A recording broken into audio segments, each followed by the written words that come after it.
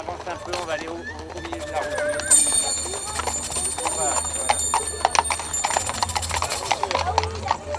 Et puis vous voulez démarrer dans la voiture avec Grace? Oui, non, je vous préviens. Ouais, mais alors, c'est pas vu comme ça encore, là?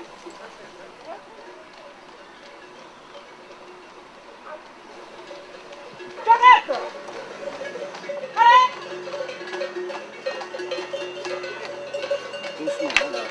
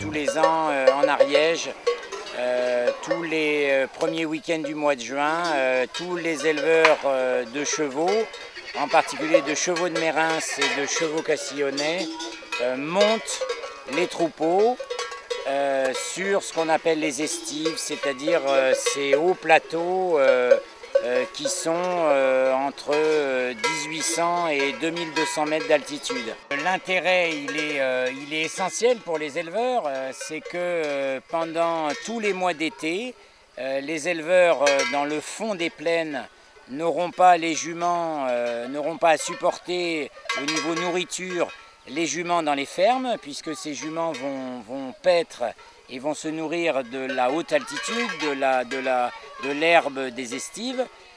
Ça va permettre aux éleveurs de faire les foins.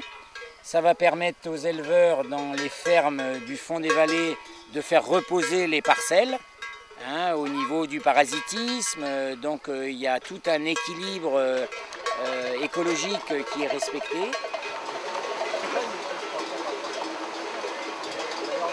On est évidemment la dernière région en Europe à garder ce système millénaire d'élevage qui consiste donc à transhumer. Et ce système d'élevage, évidemment, intéresse de plus en plus de monde. Pourquoi ? Parce que de plus en plus en France et puis en Europe, les gens vivent dans les villes, les gens vivent dans des cités, vivent dans des endroits de plus en plus fermés, et donc sont complètement étonnés de voir qu'en Europe, en France, il reste encore de grands espaces inhabités qui sont au service des animaux domestiques.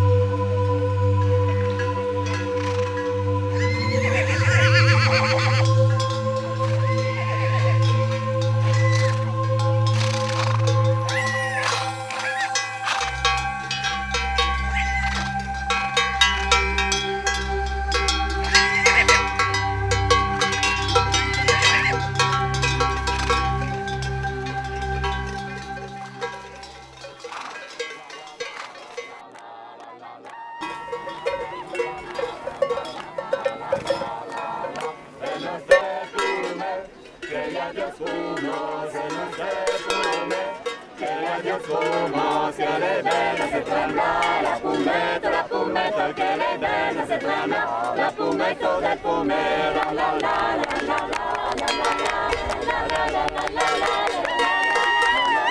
la.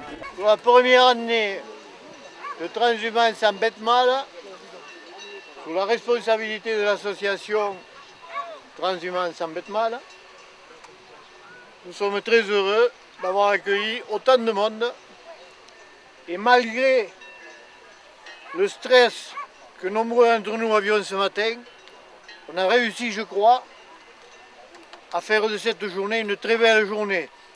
Le bon Dieu nous a été favorable. C'est la Vierge. C'est la Vierge. Merci André, merci André.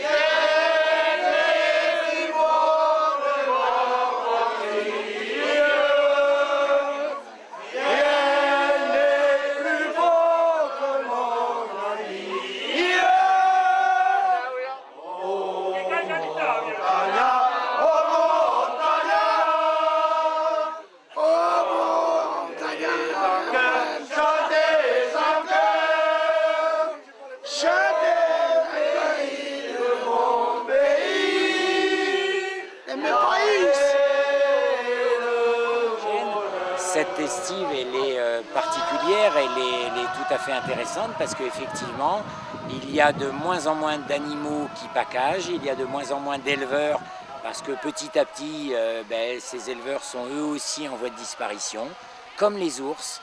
C'est vrai qu'on en parle moins, c'est vrai que c'est beaucoup moins actuel. L'agriculteur en voie de disparition, c'est une race dont on s'intéresse un petit peu moins, mais c'est vrai que nous, dans les Pyrénées, on est très inquiets parce qu'on sait que l'agriculteur est à la charnière, vraiment c'est le pivot même de tout l'aménagement du territoire des Pyrénées, et en particulier des Hautes-Pyrénées, de la montagne. Donc demain, s'il n'y a plus d'agriculteurs, il n'y a plus d'entretien du territoire. Voilà les rhododendrons, oui. C'était des pelouses. Oui. Ça, c'est le début de la désertification. Totalement. La bruyère, le rhododendron, Ça devait être magnifique, mais non. C'est le début. Ça, c'est typique. Après ça arrivent les noisetiers, après ça arrivent les hêtres. Et voilà. Et après, c'est la En forêt. quelques années, c'est de la forêt. Et après, remarque, c'est très bien parce qu'après, ça peut être lourd. Et voilà. Et tu vois la forêt, tu vois la forêt. Parce qu'on va Et puis tu regardes la forêt. Cycle bouclé. Regarde la forêt. On a des changements climatiques un peu. Ouais. Mais regarde les sapins là. Ouais. Regarde les sapins là. Regarde les sapins au milieu. Oui. Là, tu as un joli couloir d'avalanche. Oui, c'est un couloir d'avalanche, ça. Donc voilà. Donc tu vois que depuis 30-40 ans, il n'y a pas eu de grosses avalanches. Les sapins ont repoussé. Ils ne sont pas encore comme les autres.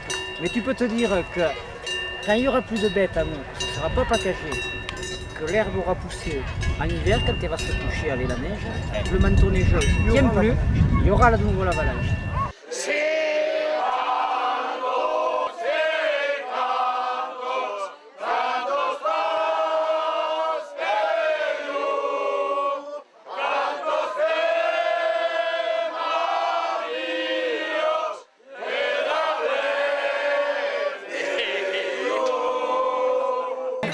Quand on arrive ici, on offre l'apéritif à tout le monde.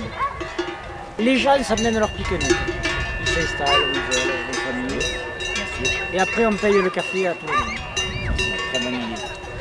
Ça fait 2 points de Là, il faudrait regroupement. vendre les bérets On et les peut parler bâtons. avec les gens.